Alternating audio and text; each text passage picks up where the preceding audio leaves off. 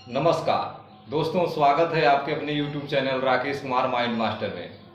मुझे उम्मीद है कि आप लोग स्वस्थ और प्रसन्न होंगे और अपनी विभिन्न परीक्षाओं की तैयारी जारी रखे होंगे।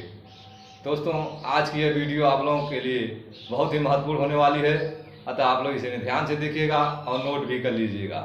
वीडियो को मिस मत करिएगा, क्योंकि आने वाले किसी भी exam UPPCS, RO, ARO, SSC इत्यादि भर्ती परीक्षाओं के लिए ये बहुत ही 15 इम्पॉर्टेंट क्वेश्चन जनरल हिंदी के हैं। तो आइए देर न करते हुए वीडियो को प्रारंभ करते हैं। तो जैसा कि आप लोग जानते हैं, UPPSC, RO, ARO 27 जुलाई 2025 को तिथि नियत की गई है भर्ती परीक्षा के लिए, प्रीलिम एग्जाम के लिए। तो इस बार का प्रश्न पत्र मैं आप लोगों को बताना चाहूँगा कि 3 घंटे का होगा, जिसमें सामान्य अध्ययन के 140 प्रश्न, 140 अंक और जनरल हिंदी के कुल प्रश्न 60 और अंक भी 60, अर्थात कुल टोटल 200 अंक के होंगे। तो आप लोग याद रखिएगा, 2 प्रश्न पत्र नहीं होगा, एक ही प्रश्न पत्र होगा और टाइम पीरियड रहेगा 3 आवर्स, 3 घंटे का। तो आप लोग अपना अपना प्रश्न पत्र निकलवा सकते हैं। इस समय एडमिट कार्ड जारी हो गया है। तो आइए देर न करते हुए टॉप 15 क्वेश्चन जनरल हिंदी के हम आपको यहाँ बता रहे हैं। क्वेश्चन नंबर फर्स्ट, कौन सा विलोम युग्म गलत है? विलोम जरूर पूछा जाता है। पहला ये है मूक वाचार, दूसरा संपन्न विपन्न, तीसरा सी है मितव्ययी। यहाँ मितव्ययी है, थोड़ा सा मिट गया है, मितव्ययी। अल्पव्ययी जिसे कहते हैं, सम्मुख विमुख। अब आपके सामने 4 ऑप्शन है, कौन सा ऑप्शन इसमें सही होगा? यहाँ ध्यान दीजिएगा, पेपर आप लोग आसानी से पढ़िएगा परीक्षा हाल में, आराम से, जल्दबाजी नहीं। प्रश्न जो कहे वही आपको जवाब देना है। विलोम युग्म गलत है, अर्थात जो जोड़ा दिया गया है विलोम का गलत है, हमको यहाँ गलत बताना है। तो मूक का वाचार आप लोग जानते हैं, ये सही है। संपन्न विपन्न, ये भी सही है। मितव्ययी अल्पव्ययी, क्या आपको लगता है ये सही है? सम्मुख विमुख, ये भी सही है, विलोम युग्म है। तो इस क्वेश्चन का राइट आंसर क्या हो जाएगा? ऑप्शन सी, मितव्ययी अल्पव्ययी नहीं, मितव्ययी का अल्पव्ययी नहीं होगा। तो इस क्वेश्चन का राइट आंसर हो जाएगा विकल्प सी। आगे चलते हैं क्वेश्चन नंबर 2 की तरफ। व्याकरण की दृष्टि से अशुद्ध वाक्य है। यहाँ गाय का शुद्ध दूध मिलता है, यद्यपि वह मोटा है फिर भी तेज दौड़ता है। सी है, कृपया शीघ्र उत्तर दें। हमें परस्पर में सहयोग करना चाहिए। इनकरेक्ट सेंटेंस आपको छांटना है व्याकरण की दृष्टि से, ग्रामर की दृष्टि से कौन अशुद्ध वाक्य? देखिए, पहला है यहाँ गाय का शुद्ध दूध मिलता है, यद्यपि वह मोटा है दूसरा फिर भी तेज दौड़ता है। कृपया शीघ्र उत्तर दें। चौथा डी, हमें परस्पर में सहयोग करना चाहिए। क्या आपको लगता है चौथा ऑप्शन हो सकता है? बिल्कुल हो सकता है, क्योंकि हमें परस्पर में नहीं, यहाँ में शब्द नहीं रहना चाहिए, हमें परस्पर सहयोग करना चाहिए। तो इस क्वेश्चन का राइट आंसर हो जाएगा ऑप्शन डी, यही अशुद्ध वाक्य है, बाकी सब शुद्ध वाक्य है। यहाँ गाय का शुद्ध दूध मिलता है, ये भी सही है। यद्यपि वह मोटा है फिर भी तेज दौड़ता है, ये भी सही है। कृपया शीघ्र उत्तर दें, ये भी सही है। गलत है, हमें परस्पर में सहयोग करना चाहिए, ये परस्पर में नहीं रहना चाहिए यहाँ सब। तो क्वेश्चन नंबर 3 की तरफ चलते हैं।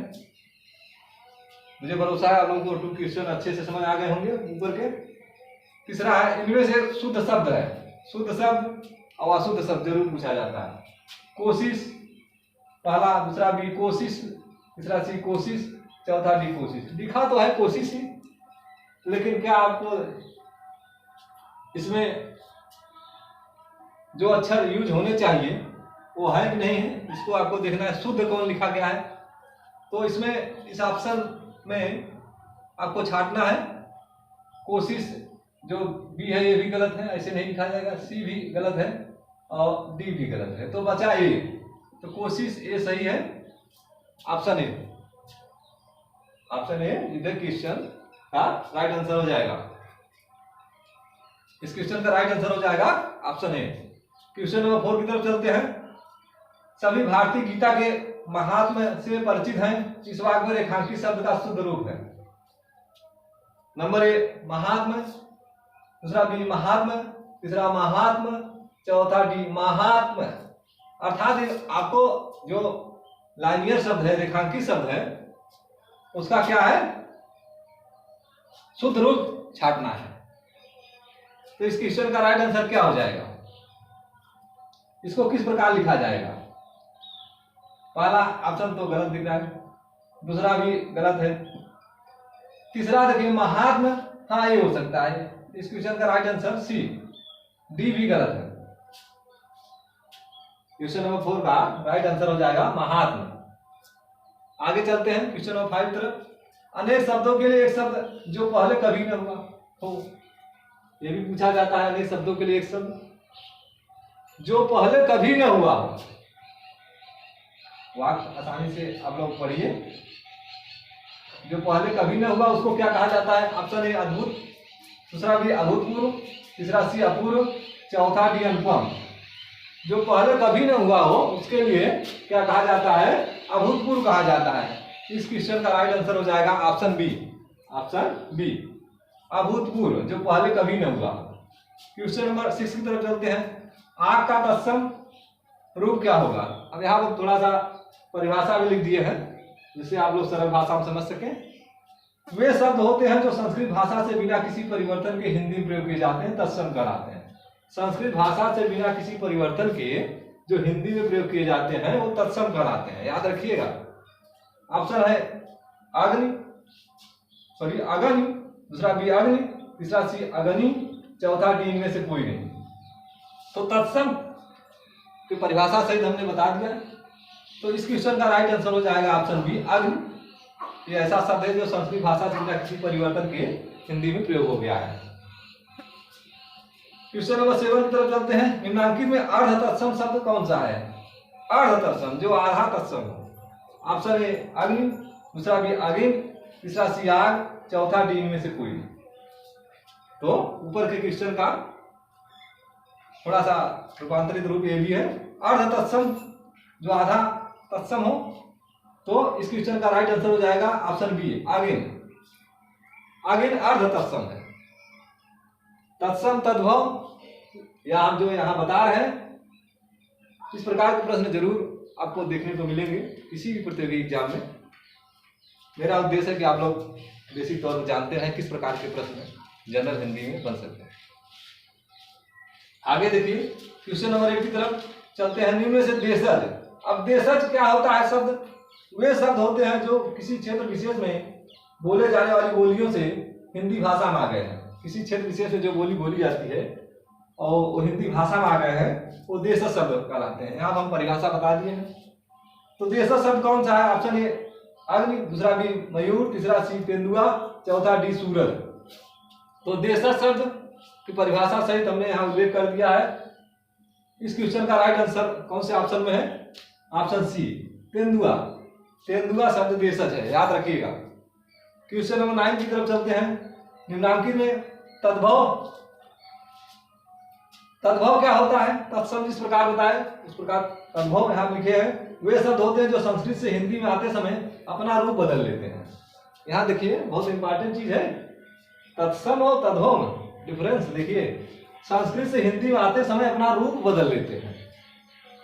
तो ऑप्शन आपके सामने है तद्भव का वर्ष, रात्रि, सर्व, पंख।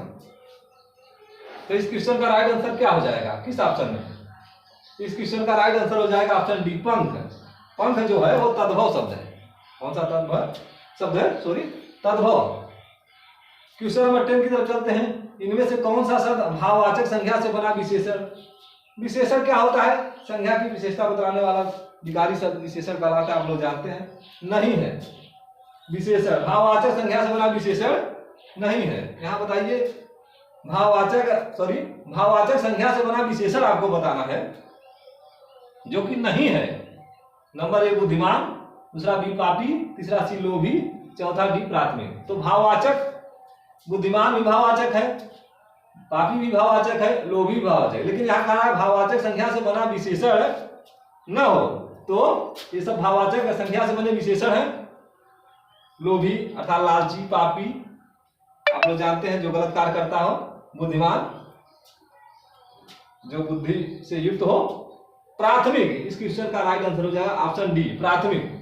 प्राथमिक जो है वो भाववाचक संख्या से बना विशेषण नहीं है।